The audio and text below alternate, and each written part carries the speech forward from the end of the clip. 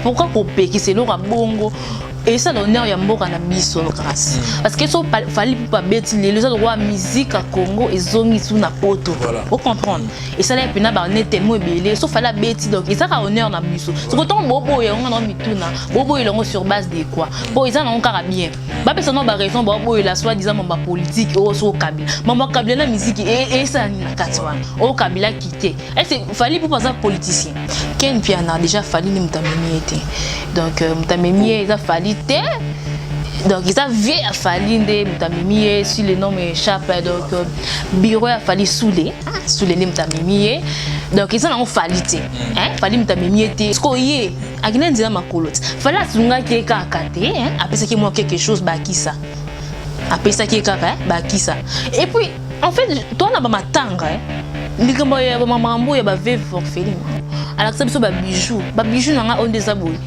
so na ki poto le local no ki tuko ye pa mo ki dina makolo na finga ba misu ba ngina kari me konzi aseka ka eti ye pa ke ay mama sani na zemi na yalo bande vérité moi na wana check na Facebook voilà c'est pas sa fille ba lobela ki yango Karine Mokonzi azo respecter moi ba tuté moi ba takouf Karine Mokonzi ça ba dire ye moko kutu et le roi sali wana et ça pour respecter ba mort tout respecter non ba mort te papa na ngai kolo mwana la maman aye koleka et tout que non mwana ye boye ba porter plainte ba tirki na ke kuna so ki kimi la plainte na ya koto ya aussi ça makamba ngoti hein comment on appelle kamba poison o boye et ça dit pas si tu vois ce qui besoin ba tout ba combattre et tout besoin nzambe tant muso zo te ya epene frère na biso ki azonga na nzela mais en tout cas tozo soutenir et nous sommes de cœur vraiment to lingate mabe koma hein nzambe pena yo kaka mawa banzembo ayemba wana en tout cas et bundela ye laumela na se yambona tout a tolote yambona sala fierté na loboko na yangu yango nyose koki ae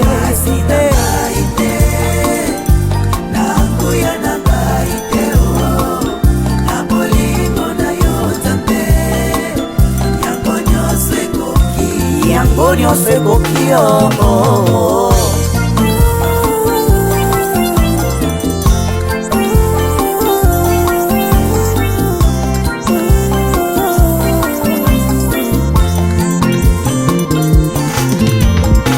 Ona nyoso Ozako salilanga Alleluia Esengo nange komilo yembo Alleluia Na yeko kubisa yo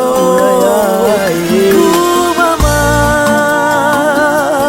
Kolo Yesu Kolo Yabo Moinanga Nakumisio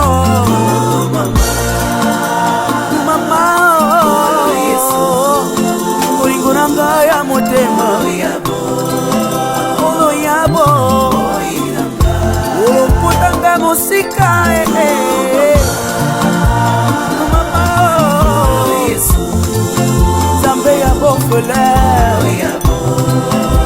Mobali ya baveuve yaya Molingo na yo na motema na ngai ekosila jamais tant que je vivrai nakobanda koyembela yo kokumisa yo bomoi na nga mobimba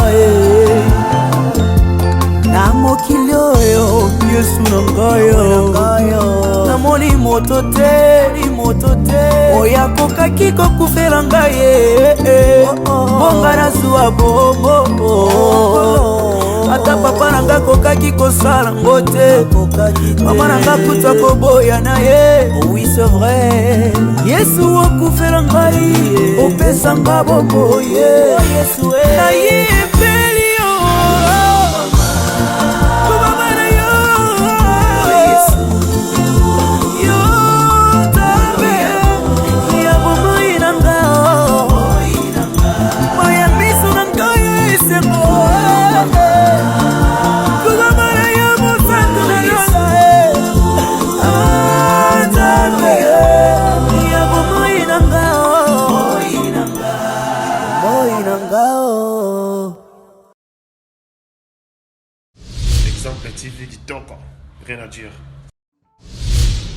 Et abonnez-vous massivement sur Exemple TV. Batou Bolinga Nada, encore comme il y a 100 périques, il faut s'abonner.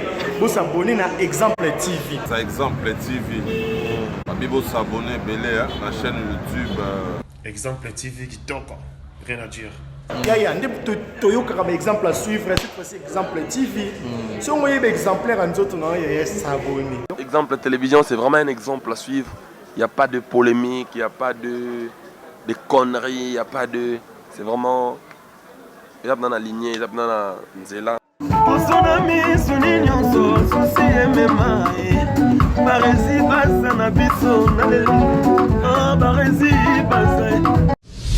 Exemple TV qui toque, rien à dire.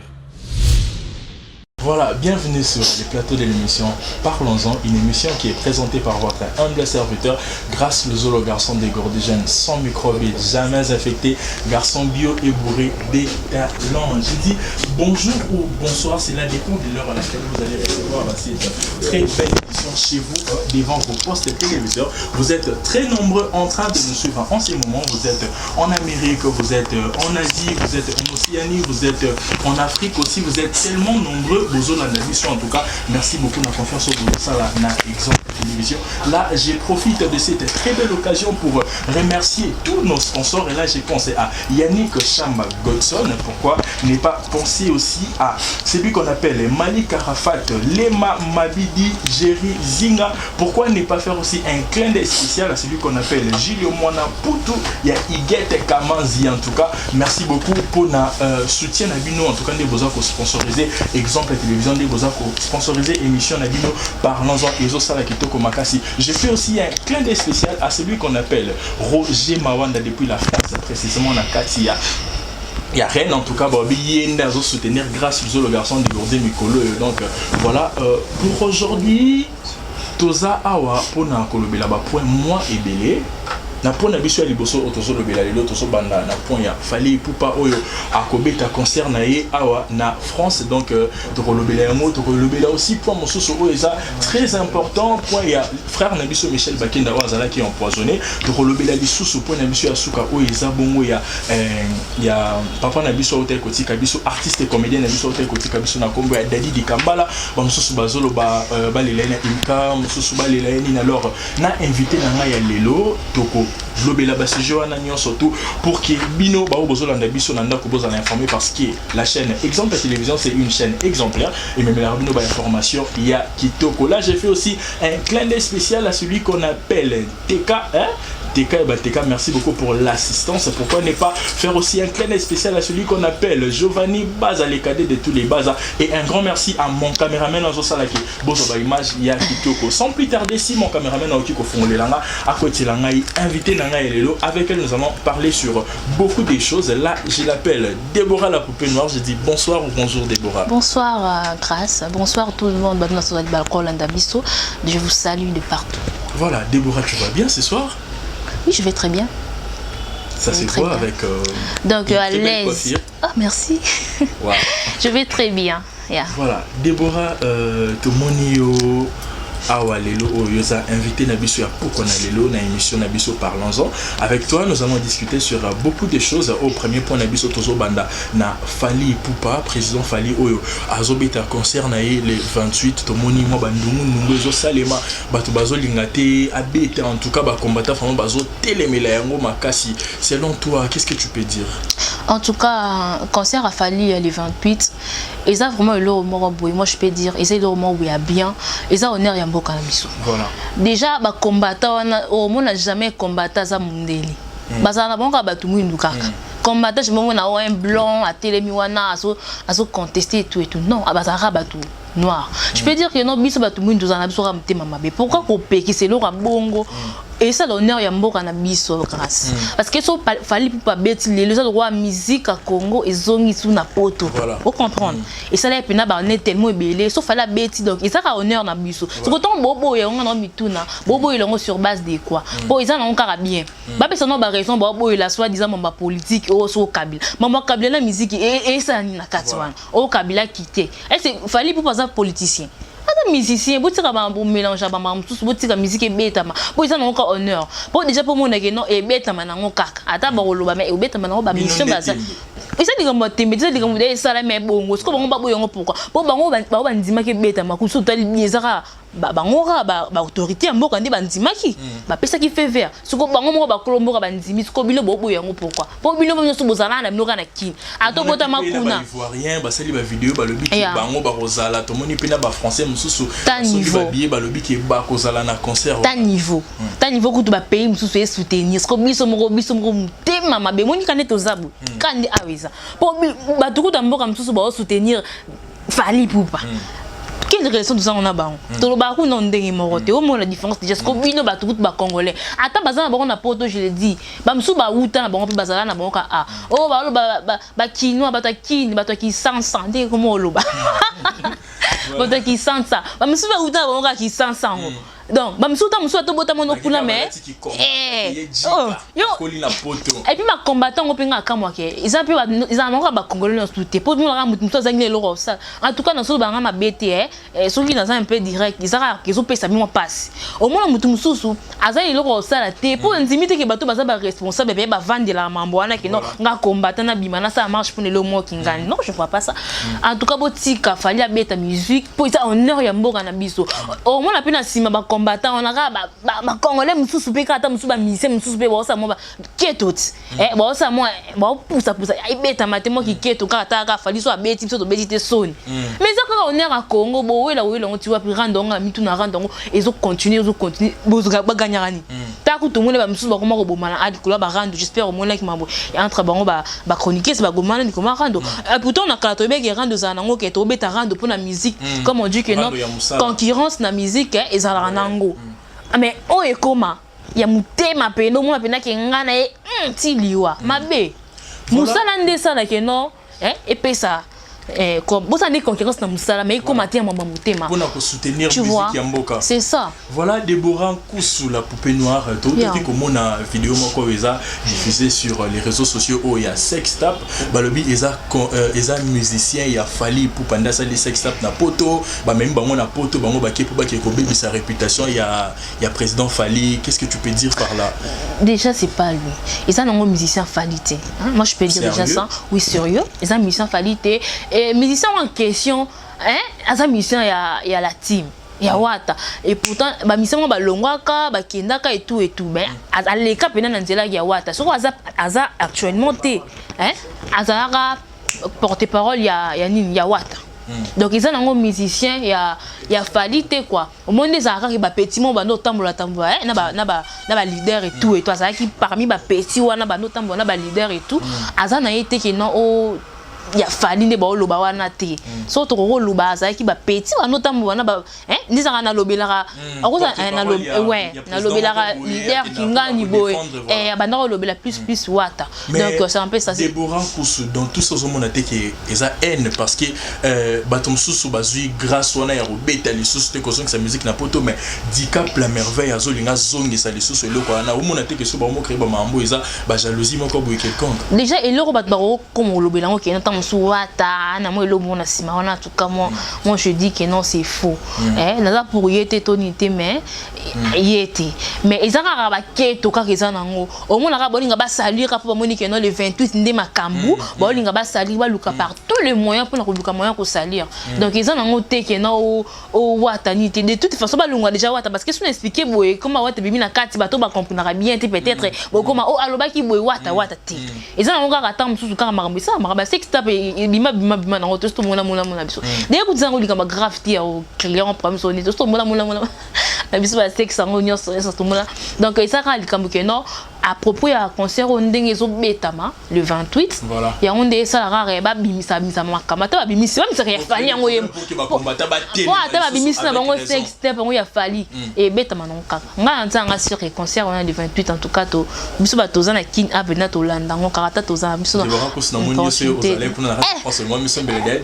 papa ingeza somo mais total la ngokara na ba internet voilà Déborah Koussou to moni ba musicien tout ya Fally la majorité ba kenda ki na président na poto alors to moni pe lisusu parmi ba chroniqueurs to moni Ken Piana oyo aza déjà kokende déjà to moni Gloria Yolang peut il paraît ba futela qui peut bien na yazo kende lango malembe na banzela ya Grèce mais to moni mani qui pas alara parmi bato balobela président Fally Ipupa mais ya tikali. Qu'est-ce que tu peux nous dire un mot par rapport à tout ça?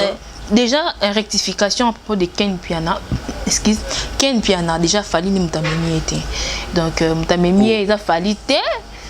Donc, il a vu à Fally de Moutamemi, si le nom m'échappe. Donc, bureau a fallu sous les Moutamemi. Donc, ils ont fallu te.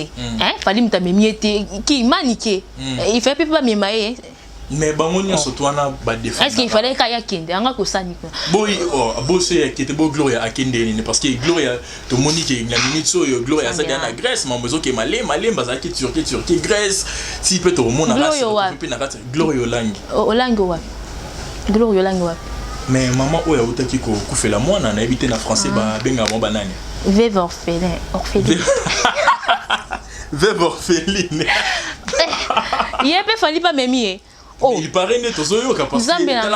Maman voyage en mode commune. C'est quand longola non manette. C'est ba kei, ba chroniqueur peut ba romo kende to Monica manique ka mutati kale.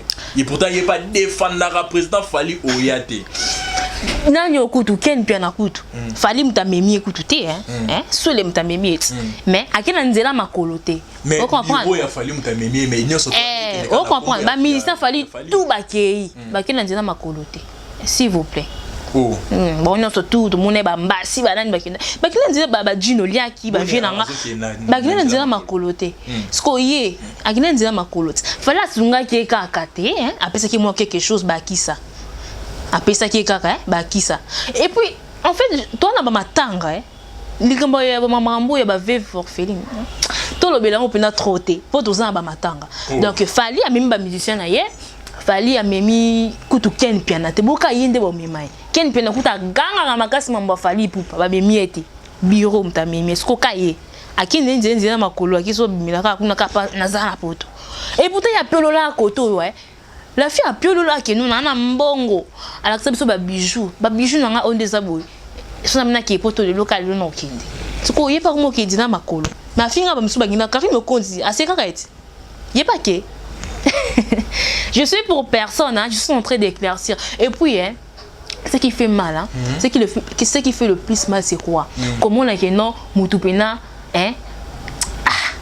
au moins, maman basé mou, et c'est les cas qui n'ont. Mais c'est un peu éclaircissement. Vous comprendrez? Tout ça va zobater, et puis, bon, qu'on fait ravaler sur le bureau, moi, ils n'ont même pas non sens. Tu vois? Toza pe mikolo ba intellectuel pe baza ba ta poto bazana ba ebi oza maele mingi boke no botu na ba médecin na bino li chombe ya 2 kg 500 azana wapi li chombe ya 2 kg 500 wana nani kasi ye moko ye moko eloko na lobaki yango déjà l'émission mususu ke non la fille tant a Koufeli au comprendre a Koufeli aller a publier la fille moi na to kende en tout cas na éclairci likambo wana. Non, clair, si nous raison. La fille, tant à Botimon en soi-disant, Sariana, elle a publié photo. Chose grave, il y a au Koufeli. Au publié dans l'automobile, c'est bon. Au lobby, c'est bon. Et ce qui est wanate, car il y a au Koufeli. Alors, comme il faut répondre dans les commentaires, tu vois, c'est elle-même qui expliquait les gens qui non, moi, on a Koufi boyé 2 kg 500. Dit tombé à 7 mois. Et c'est bateau, bazan, mais il est plus là. Bon, tiens, il y a des cambas, il y a une pasteur à Momo. Bon, tiens, il y a des oh, à bout de c'est là, on va calculer la biologie, et bon, au point de bosser là, on peut calculer. Les tomates 2 kg 500. Ba maman ba bota ba yeba docteur azara. Ten. Moi na coûte 1 kg 800 mwana. Eh, atali chomete mwana pe na pe ba ya mwana. Eh, boka li chomate 2 kg 500 ya wapi? Po ya liara bien makasi. Eh, maman le couteau na botika au couteau so maman le couteau na yemo yeba makamuna ye comme concert ebetama comme azafia tembe, grâce. Comme afia tembe tinga pe funa zaka na concert wana so beta ma ya Fally Ipupa. Te maman ça na zemi na ya lo bande vérité. Moi na wana check na Facebook voilà c'est pas sa fille. C'est pas sa fille. Ce n'est pas sa fille. C'est pas sa fille. Maman moi a porté plainte. A porté plainte. Moi na bato ko fait depuis 2016. Depuis 2016 quoi to le bien loko depuis 2016 de Bora na qualité en tout cas ba bozola na biso en tout cas bo partager l'émission Oyo parce que toujours continuer toujours continuer toujours à parler parce que l'émission Oyo parlons-en en tout cas to lobela ba point et belé net de l'opéna dans un ba point moro to lobela eza très important. Là je vous signale que l'artiste P James a bimisa qui titre naie ya Nzembo naie Oyo eza ya Nakobala yo en tout cas eza déjà disponible sur sa chaîne YouTube Nakobala yo en tout cas au kotika na YouTube au taper P James au kota clip officiel il y a Nzembo naie o awuti ko bimisa Nakobala yo en tout cas pour partager tout soutenir ba jeune artiste na biso o bazo sala mosala ki toko pour na rotombola ra bindele lolo pe ceux qui bango ba komi ko voyager ko défendre la musique congolaise na libanda ya mboka eko sala ki toko makasi. Voilà nazongi awa na yo de Brankusu mukolo mwana abimaki mwana ya kufa na ba 2016 okati nga du sentiment nakati o sentiment ki nazongi seli osiko sentiment nazongi ya to kopia na tiki na sentiment mwana batu akufa na depuis 2016 voilà donc soi-disant en tout cas moi ni batu musu ba respecter na bango ba morte bat lobela ki yango Karine Mokondi azo respecter mwana batu te mwana batakufa Karine Mokondi sali ba dire ye moko kutu et le roi sali wana et ça ko respecter ba mort to respecter non ba mort te papa na ngai kolo mwana la maman aye koleka et tout que non mwana ye boye ba porter plainte ba tirki na ke kuna so ki kimela plainte na ya koto ya ko sisa makambo ngoti ba porter plainte ba porter plainte c'est pas la maman la maman de la fille. Oui, elle a expliqué, elle nous a expliqué que non, la fille a couvert depuis 2016, tu vois. Parce qu'il y a le quotidien de la photo. Maman peut t'en publier photo, peut t'en moni peut photo, mukolo moi na, mais moi na ye, na photo na à colant. Au monde, elle a publié que non au moins na kufa. En tout cas, tout respectable ba mort. Ils ont le ça passer. Bat balo, tant bato ka balo ba que non, bona société muninga kufa. Parce que normalement on peut pas se balo ba tenka bato bando côté là que non, to c'est plein de malheur na soi disant. Et que Karine Mokondi wana. Kasi mamu ya sali wana. Ba normalement bato balo belango te. Peut-être ba matanga ndezi piango peut-être. Mais akei kuna akei Turquie à qui me va plainte à son côté aussi ça va plainte et voilà donc ils a passé hein et là oh je voulais vraiment expliquer que les tomates il y a des kilos 500 à été bah docteur ben mamno loba en tout cas boya ko contredire nga ba mamno lo sur le coup oh ça bota des kilos 500 il y a les tombé puis il y a 7 mois ayo contredire mamno lo Deborah tozaka na pon na lelo auto moni ba fille neti boye to loba na ka oyo pour na ka succès pour na ko lokaka ko créer buzz aussi permettre ya ko publier photo ya mwana batu parce que tant on publier photo ya mwana batu te bien que yum to bota ki li chombe ke mwana ngo akufi et tout ozo publier photo tandis que en réalité mwana na yo yango akufa kité soki ndeni na marambo est-ce que to konzima keze mango zaki ya solo to zalaki ya lokuta to ndeni moi te mambo comme ko tsabiso na ba confusion en tout cas les gambaze mi wana pelanga zoye bateze mi ngo pe soki zaki ya solo so pe ya ndeni je sais pas bon so c'est mango zaki ya solo hein abimisa biso le gars mwana wana kufaki wala ou bien mwana nga kufaki c'est que kufaki ndenge ya kufa pena ki mort ki ndenge za ya mort naturelle te c'est que mwana wana ya boya ki bati photo pour ce que to lobani c'est que c'est aussi to loba pendeniser bango zala ki to bana mona ba robe bon to ba pendeniser bango zala ki ba susi bango zala ki ba fi internet hein biso tout ça miso peut capable ba maman belé voilà tu vois et maman belé ka pour na ka ke capable ya ko ya na mi longolité na mi côte ici oui tout ça capable et haute réputation na biso j'ai ka pour na tant tout peut ka pour na ka ba monika zele ka na concert a fallu peut-être monde au moins comme que no fallait bengisi les wa fallait ba to bengisi les wa so ba sunyo ba beso mo mkiba kisa na mo lolo za na ngo kinzela makolo kuni comme fallait mutabengisha fallait mutabengisha qui était et puis les kamazemi oza comme vérifier déjà moi je suis sûr et certain que non azana ngoli chombete pour ba kilo de chez ko kosa moi li comme ça le côté za na kati kuna c'est que nyoso to boaka OK pour to zwanini pour na kati makamna le côté ça ce ko to ba to zwani pour li chomi on les a 200 kg sur 2 kg 500 7 mois vous comprendre et puis ce botal les photos en a bien li choma za rabo moi batuana hein mo li choma za rabo nous avons dit que nous avons dit que nous avons dit que nous avons dit que nous avons dit que nous avons dit voilà Deborah neti poto clôturer na point oyo conseiller nos pesa neti na ba fille na mingi bino na ba fille parce que le ba girl penza mingi na internet ça beaucoup plus na ba fille bozako mekana bino na bino bozo boa ke na ba maladie bozako c'est menacé pour na mibali pour na banini parce que tout le monde concerne na biso auteur côté kabiso na komba Evelyn Kamo Lopez qui son âme repose en paix ba oti ko kufa ba rumeur ezaki non parce qu'elle ngaki mobali ya motu parce que ça là qui boison ça qui bo et ça la passe beaucoup plus na bino côté basi conseil ni temps que moi si okoko pesa na bato ni surtout ba fan exemple télévision au bazola na moment en tout cas pour na ba chroniqueuse en fait conseil on peut ça bon ezati mais na on peut ça tam sous conseil na ba fan exemple télévision pourquoi je dis ça bango non peut ça bon conseil oh bon bango non temeno la ta bango et puis ba mambo ça mikolo ba mama bimba bongo ba lekinga kutu na mikolo non peut ça bon conseil et c'est ngap na na ba yo conseil na pour des ton exemple ton yo zaki na ba zemi na wana ba je sais pas do peut conseil et tika ko exposer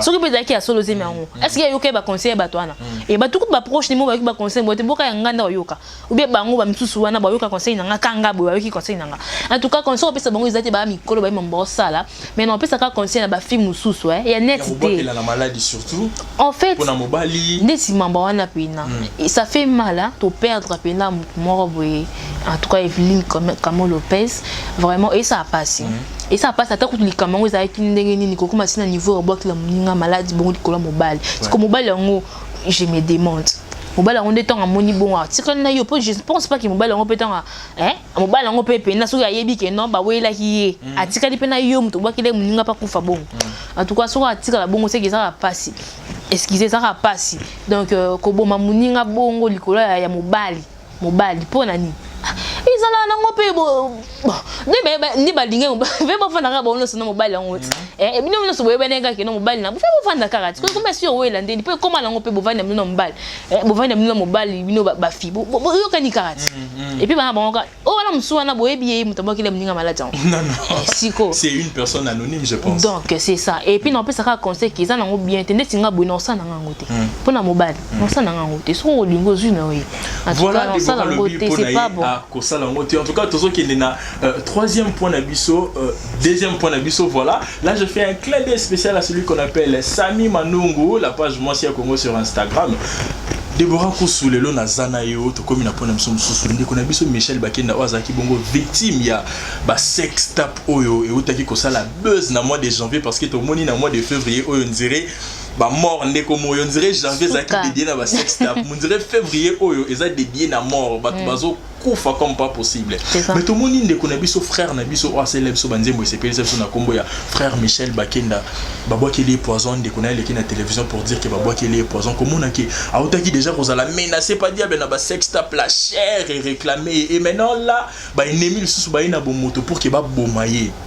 Qu'est-ce que tu peux dire par là? Oui, ça fait mal parce que tu as souhaité pour nga penani na zabu atana linga nga yote le mabe komelio en tout cas na osepela nga ngote malara mutu et ça nga bien tu comprends et ça lui passe parce que et le repas ça qui ça na ngo biso passe tout ça qui penon choqué j'étais ici avec toi non to lobela kango voilà ozomona te que ça vraiment tentation ya diable vraiment ko menacer église neti yoka amoni kamba ya ba prophétie ba pesa qui pas pasteur wana tamboli ba pesa prophétie wana prophétie ils ont tout ya kala fa mama sextape tu vois ils avaient mama kala déjà prophétie wana bana ko prévenir on comprendre et bana prévenir yé maman so ne faut za mama kola ba papa nanyo yo Henri et tout et bana prévenir yé nyonso wana prophétie wana ba yoka ki on ba yebi et bana prévenir na ba poison autant mususu za ba ko prévenir yé donc ils ont ba accomplissement ba prophétie toloba tu vois parce que tant professionnel bima ki bo le monsieur ko bima boyo saboter na ngo mo nango pamba mais oyebi te lobi nango ezani prophétie za la présent et ko ya pe na futur comprendre bon prophétie musu pe za pe c'est les cas nango pe mambo c'est les cas ba biso pe prophétie ils en a 3 temps tu vois neti ba biso yango tant ça sentait que na présent na minute na que non et je dis pas que non tant sous prophétie poison non nous sommes en train d'analyser tu vois prophétie wana nde bimaki wana nde ça qui bon et ça là biso pena passe tu vois et ça là passe comme on a que non frère toninga banzembo na ye et puis mamba bongo ça là vraiment passe mingi faut comprendre mais et le ça là tout ça qui nga trop nga na lobela mam na ye et mama mutakala na et netika ki ngote na lobela ki ngo mais comment na ye comment on a pena qu'on s'excuser et tout ça qui tu vois et puis n'inga rino ça qui déjà que non et moi là que non mutu en tout cas ils arrivent pena loko faire bon no subalanda voilà mais quand même pas tout ça récemment donc il peut à ça dit que non à sengi pardon c'est à vérifier. Donc ils ont dit qu'il fallait bon sur ça là pasteur tout à fait comme maman va parquer. Vous comprenez? Par exemple au cas Sony, moi entre parenthèses, tu vois. Et ça Sony comme on a que non yo pasteur comme le niveau va parquer bon. Le cambo faire bon on a dit moi calme malgré moi te bon moi il a mis coller ça matanga sur l'équipe moi te repela là haut. Et le cambo ils ont raison matanga quand il bon moi moto mais ils ont dit comment vous faire signe des pardon depuis kala. Vous comprenez? À quelle famille à l'amiable quoi parce que on dit mais que non hein abimena moi na bangote andima ki on a na tribunal tu vois il fallait que quelqu'un s'excuser et c'est loko oh Michel la sala qui il y a moni c'est le frère Michel fait bâtir la bangote non tu vois moi je souhaite pas ngasa ngane bangote ngata to fini non ça ngane non souhaiter na malheur na yote vous comprendre to souhaiter ngote tu vois donc ezaka que non et ça blom tout ça ba péché prophétie donc moi personnellement ça m'avait touché hein comment là que non frère Michel malgré tout allez obi comment la mai neti nga sensible la mai miss frère et ngata mbelo ça nous mabe tangisa nous ra mai miss na olimbisa na ngayo en tout cas voilà ça m'avait vraiment touché comment la que non mai miss etangaki et ça n'est pas si mais comment on appelle comme poison au boye et ça dit pas si tu vois ce qui besoin la bateau ba combattre et tout besoin nzambe tant muso zote et pene frère na biso qui azonga na nzela mais en tout cas tozo soutenir et nous sommes de cœur vraiment to lingate mabe koma nzambe pena yo kaka mawa banzembo ayemba wana en tout cas et bundela c'est un peu voilà tokomo qui na troisième point na biso j'ai fait un coucou à celle qu'on appelle Betty Bonzeli na kati ya Suisse coucou à toi Betty Bonzeli na kati ya Suisse babe moi c'est maro ya pembe mukuse ya taille kitoko makasi donc Betty Bonzeli na kati ya Suisse pourquoi ne pas aussi faire un coucou à celle qu'on appelle aussi Massia Lukeba Merciel depuis Londres en tout cas balobi wana nepena la privée quoi donc big up à toi coucou clin d'œil spécial à toi Massia Lukeba depuis Londres Merciel donc voilà Déborah Koussou je suis toujours avec toi en tout cas notre troisième point d'abisso Oeza Bongo ya Matanga to moni bongo papa nabiso artiste nabiso ancien nabiso ya monde ya théâtre wa ote côté comme na combat de Didi Kambala beaucoup biso je sais que Ozala qui peut-être fan nabiso Ozaki Azaki artiste non préféré ou au baneka ko se planer le quoi artiste nyo soto en tout cas ça fait mal hein sinon quand j'avais appris ça et ça l'a vraiment pas si mingi mais on c'est pas tant qu'artiste mais loro makas nando c'est peut-être monsieur comme ça battre et là makas nando c'est peut-être pas de Didi Kambala Isaac ba forcette mais tu vois ba forcette mais il va not aller na makanisa mabe tena makanisa mabe en tout cas na kana fragile na ba forcette bali puis la rare non ebisao et donc c'était pour rire mais ça wana et comme la kionina mais ça n'a pas passé na tout on a banon du matin abano timate ke no akufa ki tinga mo pena ke na la mugi vraiment boy pouf na bitenga fona kende kaka pena sur place pona mona mama ndenge zo parce que na bando inga pena théâtre wo dadia za na mona izaka kitoko izaka kitoko mo ba aventure na bando sala wana mo aventurier wana escroquerie nga na bando sepela na ngo po ba rola bongo to za sumuta bongo wapi tu vois to za muta bongo wapi bando sanga bien makasa nga mona yo kita sur place na yo kende pes matanga ezala ki en tout cas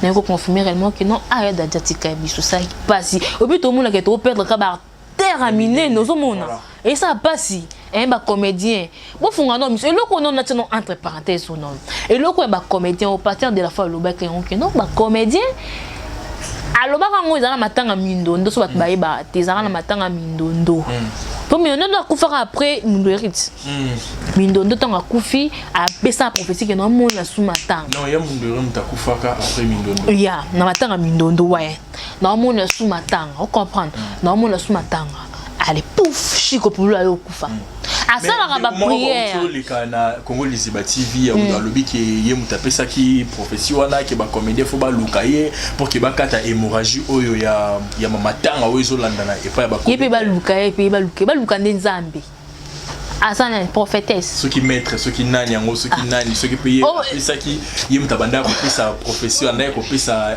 prophétie wana to benga ngobongo pasteur de la foi ya yoki ndaki précipité pourtant déjà loko déjà yo musala nzambe ozo oye la prophétie OK non mutu kinga na ka yibi o mo tinga ko mo location lo musu ceux qui ya ba bleu moko ba cc ba ya ba gris gris ba tira tout ligne na biso bongo te ya bisa ne ba comédien que non ba luka nzambe ba luka ete bo so ba luki nzambe nzambe leki tout ba gris gris nzambe au final bleu mo mike miki wa. Déborah, aujourd'hui toi tu reconnais que Dadi Kambala c'était un grand artiste?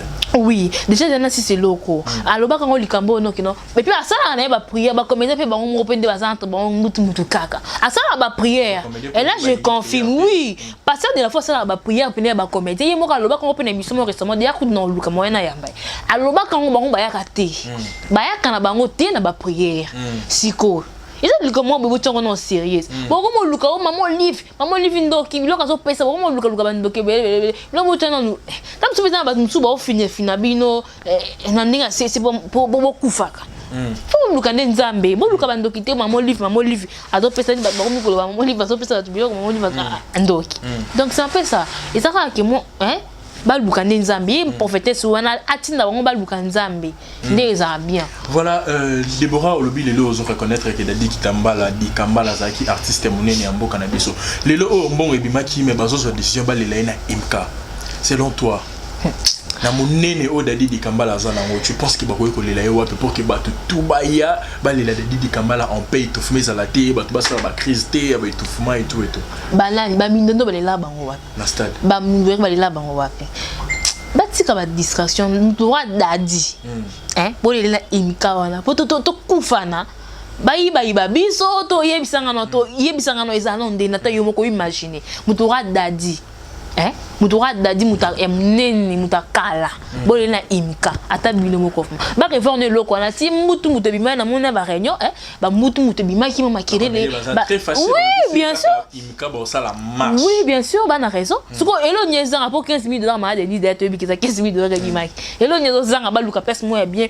Ba sel pesa na ngo belé so ba so voir stade. Net o ezara ya 6 000 $ wana ezara bien bo wana so miséricorde bo wana ça. Miséricorde pe simbate za. Wana simbate. Qui makasi. Siko batika pe imika batika na stade kasa mais ba lukelo mo be ba stade eza non ba lukata stade bataya te pesa mo oui vélodrome pesa bataya chiko pululu veme pesa nango ba luka bataya nesi imika wana tayo moko nga moto na yoka ko pe na ne calculer déjà téléphone au job caméra nyoso nani ba shege baza déjà o ya chiko pululu ba bungisa ba yo bine ba shege baza la kuna siko imaginer to perdre qui y a matériel. Voilà. Au moins là, ce que imika na to kende biso nya stuku na ba to belé ba oza na ba fan na et tout c'est que ba mo ne mutu mo ya muke tondeni to mona ke ba mo minimiser tondeni a mutu moneni faut les pes mo boé ba so pena tamba da pe pressé non mona on dit ba tango ba so on pressé ba so pena to organisation bien pour ta tout na qui poser lo mais o mbongo mona lisa pressé te mbongo mona to sani oui bien sûr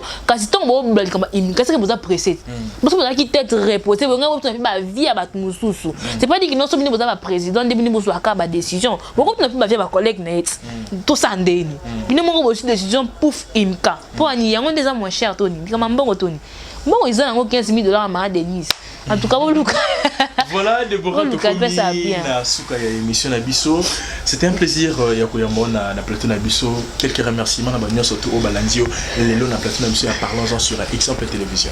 OK, merci beaucoup de m'avoir reçu encore une fois de plus. Je dis un grand merci Nabino surtout pour les Bakou hein et on a biso pinana garçon des gourdes grâce hein. Merci beaucoup. Je dis merci à TK hein. TK ça ka na groupe Congo toi ça longwa. Ah comment alongwa TK je te salue. Pas me battre longwa na groupe Congo pas ça katia. Je te salue TK. Je salue Giovanni Baza, je te salue et je salue aussi Yannick Chamba Godson hein, bien aimé messieurs les sponsors, Exemple Télévision messieurs les sponsors, je te salue. Je salue aussi Johnny Monunga, les jeunes patrons hein. Je salue Trésor Dioka Nakata Allemagne. Je te salue des big dédicaces à toi mon oncle chéri. Je salue aussi Gastoni hein, Gastoni le bourgeois. Soudaf Nemakambu, donc Djoboura, je te salue, Trésor Lyongo, Eric Kenjo de Baron, je vous salue vous tous, vous êtes tellement nombreux, ils sont dans le temps, ils ont tellement belé, venez battre tout, Boninganga, Poupée Noire vous aime aussi énormément, donc merci beaucoup. Voilà, c'était la Déborah Nkoussou, la poupée noire, hein? Déborah Nkoussou, la poupée noire, bon, mais ça n'a rien, on va analyse la mission pour que tout partage, pour que Bandeko, qui est informé,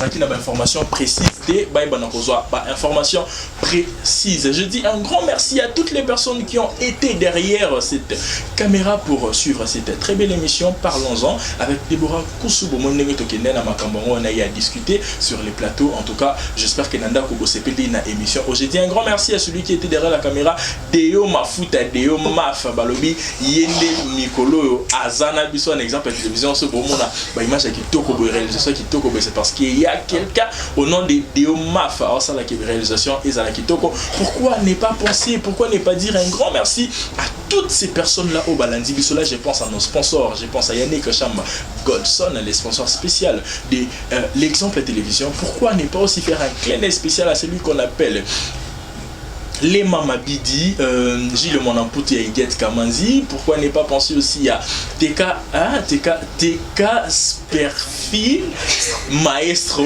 voilà. Pourquoi ne pas faire aussi un coucou à celui qu'on appelle Giovanni Bazali Cadet. Pourquoi ne pas penser aussi à ma famille, la famille Matondo, je vois ma gloire Matondo, Merdi Matondo, la Déli Matondo, Marlis Matondo, Di Merci Matondo, à ma mère, à mon père, à mes tantes et tout, je vous aime beaucoup. Là, j'ai fait un coucou spécial à celui qu'on appelle Roger Mawanda depuis la France, précisément Nakati, il y a Rennes Balobi, sponsor spécial émission Parlons-en, c'est Roger Mawanda Nakati, il y a Rennes.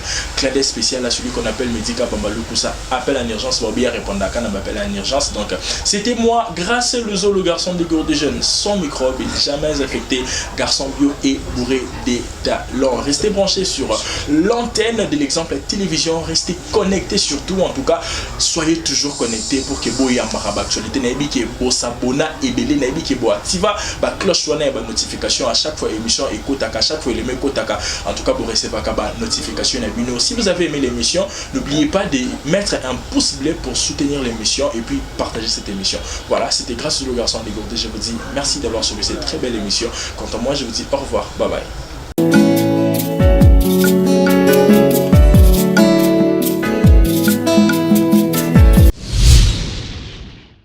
Exemple TV et Boti Zéro Bêtise TV. Fidèle amis internautes, ba maman, ba papa, ba tantine, ba yaya, ba rési baza, monsieur le journaliste Nabino Naye Lisusu. Quand vous pouvez savoir confiance dans l'exemple de télévision, vous pouvez savoir confiance dans Zéro Bêtise TV. Est-ce que vous avez bien? Zéro Bêtise TV. Zéro, il y a chiffre 0, mais 0, il y a lettre. Au bêtise Z-E-R-O, espace Bêtise TV. Au monde, il y a news, il y a actualité, il y a solo, il y a sûr. Oui, il y a bêtise. Parce que beaucoup de bêtises, beaucoup de théâtre, musique, cinéma. Nyonso, bah émission il y a bien, il y a politique, il y a chronique musicale, il y a chronique sportive. Alors bon s'abonner massivement. Yo mutoboya bêtise, yo mutoboya anti-valeur, yo mutoboya rabimbindo, yo mutoboya rabatitre à l'okuta, yo mutoboya bêtise. Alors place à malonga s'abonner, et ça un exemple de télévision. Zéro bêtise de télévision, et ça wana pona bino. Papa, maman, yaya, neko, tata, moi si. Yo mto talanga yo linga barezi baza. Au peut faire confiance dans l'exemple de télévision alors to yelbino Zéro Bêtise TV. Au boya bêtise, au boya anti-valeur, au boya loro mabe na matoi. To fongole lui porte. Zéro Bêtise TV. Zéro Bêtise de télévision au côté YouTube. Au bêtise Zéro Bêtise TV. Zéro y a chiffre T, zéro y a lettre. La surprise y a kafou, y a kafou, y a kafou. Barezi baza to moni confiance au PCB na exemple de télévision. Y a on to yelbino Zéro Bêtise de télévision. Tout le monde on a Zéro Bêtise de télévision. Alors tout ça on pour na binorara. Le bien y a rosa les a place au bako mara s'abonner. So au côté na YouTube au bêtise Zéro Bêtise TV. Au moins on la place on rouge s'abonner au cliquer à wana au moins notification mon réseau mon pandi moi cloche mon wana pas au fini au notifier et ça la bien Zéro Bêtise TV ba maman ba maman Zéro Bêtise de télévision moi on a bino ba maman penanga na moi on a bino alors ba maman bo panza message bo benga ba tantine ba yaya ba ndeko ba voisin bo sopa na ebele na Zéro Bêtise TV. Zéro Bêtise de télévision. Pour s'abonner massivement à Zéro Bêtise de télévision, veut dire que abonnez-vous massivement à Zéro Bêtise de TV. Bah maman, bah maman, moi, on a vu nos barezi baza. Confiance sur vous pouvez faire un exemple de télévision, vous pouvez s'en à Zéro Bêtise de TV. Bon, soit théâtre et à Kafou, ils ont bêtise. théâtre papa maman bana bota lango en famille émission papa maman bana bota lango en famille Zéro Bêtise TV ZB Télévision Zéro Bêtise TV ah chaîne à malamu ezanga bêtise buzo bakuna ezate so buzo bezali na ebité quoi et uta wa ponga mo barezi baza monsieur le journaliste muto abi déontologie musala o muto afanda na ban ya classe toi na bongo pe kabosh pe bongo eza Zéro Bêtise TV to yelbino abonnez-vous massivement abusivement même beau abuser to ya abonnement na Zéro Bêtise Télévision yo muto za un exemple de télévision ya kanoka mbango na Zéro Bêtise TV pour rater Zéro Bêtise TV exemple TV beauté Zéro Bêtise Télévision alors beau s'abonner massivement beau peut confiance quand beau peut s'enga na salle rabno musala kitoko kuna besoin théâtre musique ba gag besoin ba film ya solo ezanga bêtise be émission ezanga bêtise ba télé réalité kitoko et puis na bombelo moko na obimisa na 2020 rubrique nanga ba mama rubrique nanga ba mama opena bolinganga quoi obolinganga ngakwa nga na nga quoi barezi baza exemple TV boti Zéro Bêtise Télévision alors s'abonner car au côté na YouTube bêtise Zéro Bêtise TV au mona place par en rouge s'abonner ou cliquer na wana au mona cloche ezal roi ngonga au finir na notification nyonso bémission nyonso bandokota ba gago ba théâtre tout e bandokota kuna pour que bozala brancher nga ke na ngai na kimi mbangu na ke s'abonner te na zongi nakimi te na zongi obotani kombo Zéro Bêtise TV nakembangu siko s'abonner. Voilà, bonjour, bonsoir, Batunion sur place Bogota la Bisso, Mbote Nabino, partout dans le monde, non seulement la communauté congolaise, mais les Ivoiriens, le Gabonais, le Français, partout où vous suivez exemple de télévision, Barizi Baza, monsieur le journaliste Nabino Yeyo. Alors, je suis venu vers vous pour vous annoncer que désormais, Barizi Baza, exemple de télévision, tout ça, les fondations Barizi Baza. Fondation Barizi Baza, eza wana pona ko aider, pona ko sunga. Bato nyonso bazana ba problème bao nyonso bazana ba problème ezala ba problème mo ko toucher peut-être social bazanga ya kolia bazanga ya komela nzamba tout nsi motema nanga ya mukie oyo to kubanda rozo to banda ko kabola yango na ba orphelin na ba na bitike na ba parents oyo ba comme déjà na ba âge avancé o beta batika bango na ba veuve en fait ba vieillard ba veuve et tout to banda ko kabola na bango yo muto kozala toucher o banda ko tala biso. Vous avez besoin de contribuer à pas à 100 francs parce que la Bible nous dit c'est lui qui donne aux pauvres prêtre à Dieu. Alors sur un yo dev sanzambe bon mais on a oyo zora to moi muki oyo zoro kabola ngona bango alors to bando que rememela ya bango parce que exemple la télévision les appenda exemple donc to zawana pour na ONG na biso auto lancer yango accompagné avec Yannick Chamba qui est mon sponsor, qui est mon boss, qui est notre zapenda touché dans les camarades abi Barizi. Pourquoi pas 100 francs on a peine à Zorato Kabola, on a banabiti qui est orphelin, to bando kita to bando ça la descente. Alors numéro na biso za affiché wana yom tozo ta la biso, ozana lamba, ozana carton o bando tinda ba père ba chaussures ya bana ya ba âge nyonso osangisi kara to bando memela bango et pas na biso za en toute sincérité. Tout ça, mais c'est une question de conviction, une question, il y a motema donc de tous a touché accompagné de Yannick Chambawa abi que Barizi Bazana contribué à la vision pour que tout aider ba orphelin. Donc mututo kota la biso a besoin ou aider ba orphelin ko hésiter te benga biso adresse à kitoko yango exemple télévision. Merci Fondation Yabino Yangwana, merci beaucoup.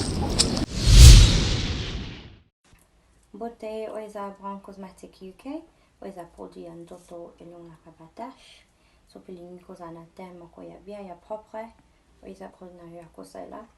Oyo eza pona maboko pour la batash, ya makolope, ba genou et ba coude. Oiza oil el kendaka na produit en toto. Donc so koza intéressé au continue de ce message na WhatsApp. Exemple TV kitoko, rien à dire. Et abonnez-vous massivement sur Exemple TV. Batou bolinga nada, encore comme il y a 100 périques, il faut vous s'abonner. Vous s'abonner à Exemple TV. C'est Exemple TV. Vous s'abonner à la chaîne YouTube. Exemple TV kitoko, rien à dire. Yaya, toyoka comme exemple à suivre, cette fois-ci exemple TV. Si on voyait exemplaire en autres, on a s'abonner. Exemple télévision, c'est vraiment un exemple à suivre. Il n'y a pas de polémique, il n'y a pas de conneries, il n'y a pas de... C'est vraiment... Il y a dans la lignée, il y a dans la nzela.